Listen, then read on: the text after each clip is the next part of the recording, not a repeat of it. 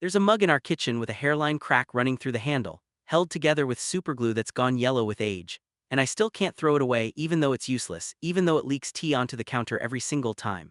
People ask why I keep it. I never tell them the real reason because the real reason takes about 40 minutes to explain properly, and most people don't have 40 minutes for a story about a mug. But you do, apparently, so here it is. Jonah and I met in a housing lottery our sophomore year of college, which is a fancy way of saying neither of us got the roommate we wanted and we got stuck with each other instead. I remember thinking, the first time I saw him hauling a mini fridge up 3 flights of stairs by himself, refusing help from the guy behind him, that he seemed like the stubborn type. I was right. It took me 2 years to fully understand exactly how stubborn, and about 6 more to understand why. We were easy together from the start, in a way that surprised both of us. Not instant best friends, nothing that dramatic, more like two people who just didn't get on each other's nerves, which at 20 is rarer than you'd think. He didn't mind that I stayed up too late. I didn't mind that he left dishes in the sink for exactly one day too long before washing them like clockwork every single time. We split rent evenly. We split groceries loosely, based on vibes rather than receipts. When we graduated, moving in together properly into an actual apartment with our names on an actual lease felt less like a decision and more like something that had already been decided somewhere neither of us was consulted. There are 100 small things from those college years I could tell you, and I've come to realize, looking back, that most of them were quietly important in ways I didn't clock at the time. Like how, sophomore year, when my dad was in the hospital for a minor surgery that I was blowing wildly out of proportion in my head, Jonah drove me the 4 hours home without being asked, missed 2 classes doing it, and then just sat in the hospital waiting room with me for 6 hours playing cards, not saying much, just being there. Or how junior year, when I was going through my first real breakup, the kind that flattens you for a couple weeks, he started leaving little notes on the bathroom mirror in dry erase marker, dumb things, like you're allowed to be sad and also eat pizza, that I never once mentioned finding funny or sweet, because at 20 I didn't have the vocabulary yet for how much those notes actually meant. I think if you'd asked either of us back then whether we were close, we'd have said sure, obviously, he's my roommate, without any of the weight the word deserved. It took years of distance from those moments to see how much care had actually been folded into them. 4 years of that, once we moved into the real apartment together. 4 years of a 2-bedroom place above a dry cleaner. 4 years of him falling asleep on the couch during movies he swore he was still watching. 4 years of me learning exactly how he took his coffee without ever once asking him directly, because you just absorb these things when you live with someone long enough. I should tell you, somewhere in there I started noticing him differently. I couldn't tell you the exact day. There wasn't a lightning bolt moment, no single scene I can point to and say that's when it started. It was more like weather changing. You don't notice the temperature shifting degree by degree, you just notice one day that you're cold and you don't remember when that began. I noticed the shape of his hands around a coffee mug. I noticed the specific, particular way he laughed at his own jokes half a second before anyone else did, like he couldn't help himself. I noticed I was noticing, and that scared me more than anything else because Jonah had dated women the entire time I'd known him. 3 different relationships across those 4 years, each one ending in the same slow fade rather than any dramatic blow-up, and I had filed him away firmly as unavailable in the one way that mattered to me. There's one memory in particular I keep coming back to, from maybe 2 years into living together. We'd gone to a friend's wedding upstate, shared a hotel room to split the cost, and somewhere around 1 in the morning, both of us a little drunk on the open bar, we ended up lying on our separate beds talking in the dark the way you do at that hour, when the filters come down without you deciding to lower them. He was talking about his parents' divorce, something he almost never brought up sober, about how he used to lie awake as a kid listening for the specific sound of his dad's car pulling into the driveway late, trying to predict from the engine noise alone whether it was going to be a bad night or an okay one. And I remember lying there in the dark, listening to him, feeling something shift in my chest that had nothing to do with the open bar, some tenderness that felt bigger and more specific than what I told myself a friend was supposed to feel. I didn't examine that feeling closely at the time. I filed it away, the way you file away a lot of things you're not ready to look at directly. So I didn't say anything, obviously. I got good at redirecting my own thoughts the second they wandered somewhere they shouldn't. I dated a little myself during that time, nothing serious, a few months here and there with guys from apps, guys from the gym, guys who never quite stuck because some part of me kept comparing them to a person I'd already decided wasn't available for comparison in the first place. Jonah met a couple of them. He was always polite about it, a little quiet the next morning, which I told myself meant nothing. The mug thing happened on a Tuesday in March, almost exactly a year ago now. I want to walk you through it slowly because it doesn't make sense unless you understand how small it actually was. Jonah had been seeing a guy named Derek for about 6 weeks. I want to be clear here because this isn't a story about jealousy dressed up as something else. I was genuinely at first happy for him. Derek seemed fine. A little bland if I'm honest, the kind of guy who talked about his fantasy football league unprompted, but fine. Jonah seemed lighter around him in a way I hadn't seen with the women before. I told myself that was good. I told myself a lot of things that spring. That Tuesday, Derek had left a mug in our kitchen. His own mug, one he'd apparently brought over on a previous visit and just left behind, some ceramic thing with a university crest on it. I was doing dishes, half paying attention to a podcast, and I picked it up along with everything else and it slipped out of my hand, genuinely an accident, I want to be clear. My hands were wet and it just went, and it hit the edge of the sink and the handle snapped clean off. I didn't think anything of it. I said something like, "Oh, damn it," and set the pieces on the counter, planning to either glue it or just tell Jonah to tell Derek it broke, no big deal, these things happen. Jonah walked in about 10 minutes later, saw the broken mug on the counter and something in his face just shut, fast like a door slamming somewhere behind his eyes. "What happened?" he said, flat too flat. "It slipped," I said. "I'll glue it or, I don't know, I'll get him a new one, it's not a big deal, Jonah." "You didn't even like him," Jonah said. That caught me off guard. "What? You've barely said 2 words to Derek this whole time," he said, and his voice was climbing now, in a way I genuinely hadn't heard from him before, not in 4 years, not once. "You've been weird around him since the day I introduced you to, and now his mug's broken and you're standing there acting like it's nothing." "It is nothing, it's a mug," I said, and I could hear my own voice getting defensive, confused, because none of this was tracking. "I didn't do it on purpose, my hands were wet, it slipped, what do you want me to say?" "I don't know," he said, "something, anything that isn't, it's not a big deal." And then he just left, grabbed his jacket off the hook by the door and left, and didn't answer his phone for the rest of that night or the next day or the day after that. 3 days of near silence in a 500-square-foot apartment, which is its own particular kind of miserable, moving around each other like ghosts, saying morning in the hallway and nothing else. I want to tell you I figured it out immediately, that I'm perceptive enough to have connected the dots on my own. I didn't. I genuinely thought for those 3 days that Jonah had lost his mind slightly over a $7 mug, and I was mostly just hurt and confused, replaying the fight over and over trying to find where I'd actually done something wrong. It was our friend Priya who finally said something on the 4th day when I complained to her over the phone about how strange Jonah was being. I'd known Priya since freshman orientation, back before I even met Jonah, and she'd spent 4 years watching the two of us from just close enough to see things we apparently couldn't see ourselves. "He broke a mug," I said, packing my room while I talked. "Well, I broke a mug, technically an accident, and he acted like I committed a felony. 3 days, Priya, 3 days of practically not speaking to me in our own apartment." "Whose mug was it?" she asked, and something in the careful, deliberate way she asked it should have tipped me off before she said anything else. "Derek's," I said, "the guy he's seeing, why does that matter?" "Wait," she said, "you actually don't know." "Know what?" There was a pause on her end, the kind where you can practically hear someone deciding whether to open a door they weren't planning on opening that day. I heard her exhale long, like she was bracing herself. "He's been in love with you since basically sophomore year," she said. "I thought that was, I mean, everyone kind of knows that. I assumed you knew and you were just, I don't know, letting him figure it out on his own timeline."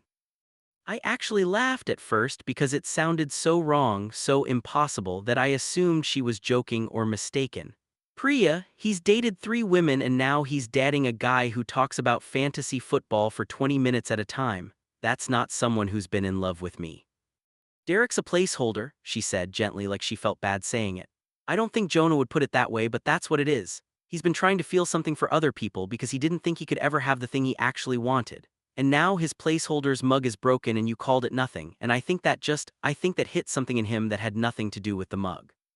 "How does everyone kind of know this except me?" I said, and I could hear my own voice cracking slightly, somewhere between hurt and disbelief. "Because you weren't looking for it," she said. "People usually see what they're braced to see. You were braced for him being unavailable, so that's what you saw every time, even when it wasn't actually true. I used to watch him watch you across the room at parties and think, God, one of these 2 idiots needs to just say something, but it wasn't my place to be the one to say it. I figured you'd both get there eventually. I just didn't think it would eventually take 4 years and a broken mug." I sat there on my bed for a long time after that call, just staring at the ceiling, running back through 4 years of small moments I'd apparently misread completely. The quiet mornings after I mentioned a date, the way he used to save me the last piece of whatever we ordered without ever asking if I wanted it, the fact that he hadn't ever really gotten close to any of the women he dated, that they'd all ended the same soft, unremarkable way. I'd built a whole story in my head where Jonah was simply unavailable to me, a fixed fact of the world like gravity, and it turned out I'd built that story out of nothing but my own fear of finding out otherwise. I didn't sleep much that night. The next morning, I found him in the kitchen, actually attempting to glue the broken mug back together himself, hunched over the counter with a tube of superglue and an expression of intense, slightly absurd concentration, like the mug mattered more than it possibly could. "You don't have to do that," I said. "I know," he said, not looking up. I stood there a second, my heart going in a way that felt entirely disproportionate to a kitchen at 8 in the morning. "Priya told me something," I said, "last night."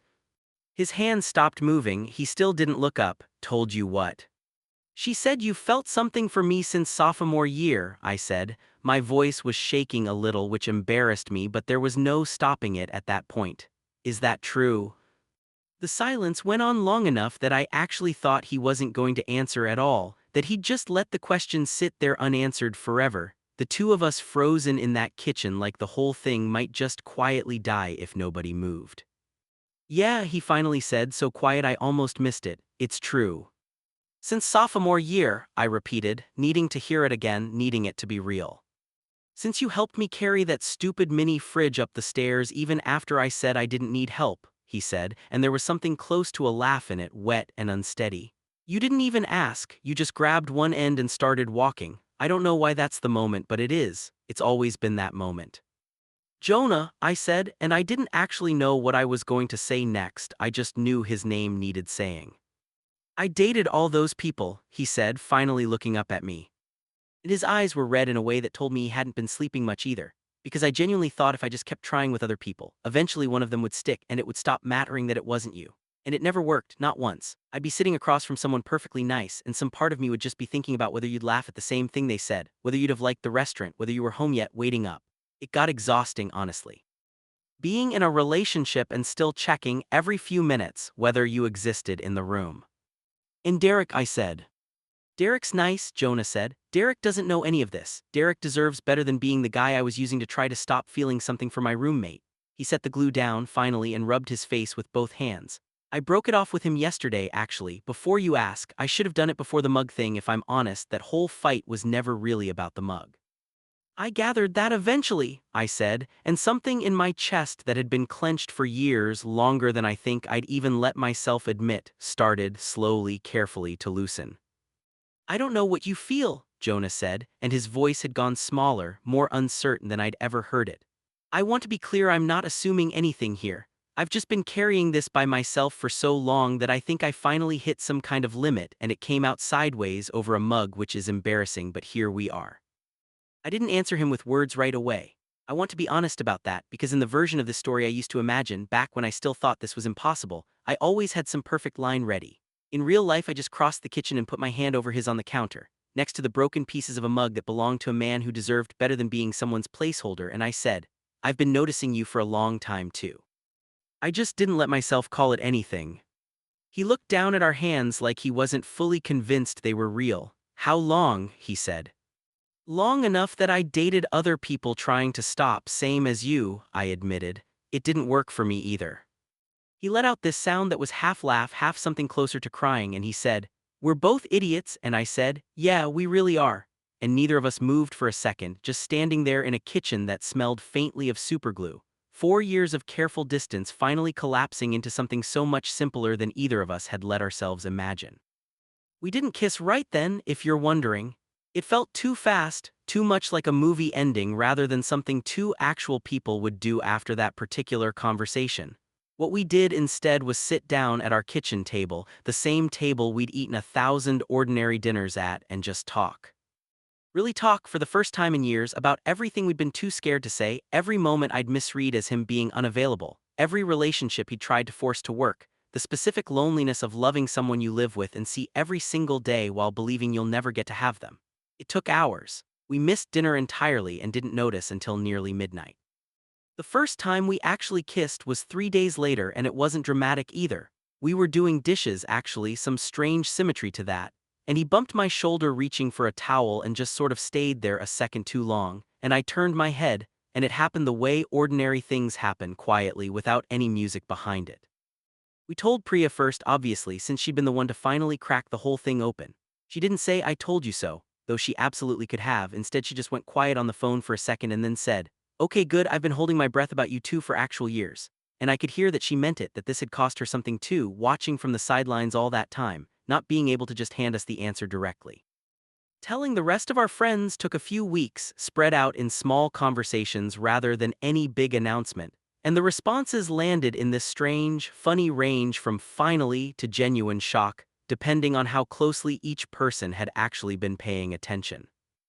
Jonah's mother cried on the phone when he told her, not out of any disapproval, just relief, she said later. Relief that he finally seemed like himself again instead of the slightly flattened version of himself he'd been presenting at family dinners for the past couple years without either of them quite nomming why.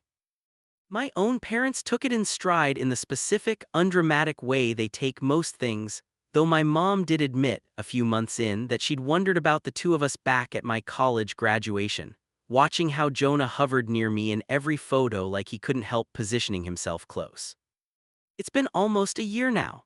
Derek, for what it's worth, ended up dating one of Jonah's coworkers a few months later and seems genuinely happy, which I was relieved to hear, because I'd felt guilty about him in a way that had nothing to do with jealousy and everything to do with knowing he'd been a placeholder without ever being told. Jonah actually reached out to him eventually, a short, awkward, honest message admitting more than he probably needed to, and Derek wrote back something gracious about how he'd sort of sensed it anyway, that some things you can feel even when nobody says them out loud. The mug still sits on our shelf, glued back together, handle slightly crooked from Jonah's amateur repair job. We use it sometimes, carefully, for tea, and it always leaks a little at the crack, and I always mean to throw it away and never quite do. I think it's because it's the only object in our whole apartment that was actually present for the moment everything changed. For years of easy roommate silence, cracked open by something as stupid and small as a broken mug, and underneath it, it turned out, the two of us had been standing right next to the thing we wanted the whole time, too scared to reach for it, waiting for something small enough to break first. Sometimes, late at night, when Jonah's already asleep and I'm the one still awake staring at the ceiling out of old habit, I think about how close we came to never finding out. How easily that fight could have just faded into an ordinary, forgettable argument, the kind roommates have and move past without a second thought, if Priya hadn't happened to ask the right question on the right day. I don't know what to do with that thought except hold it carefully, the same way I hold that crooked, leaking mug, grateful for the crack instead of angry at it, because it turned out to be exactly what let something in.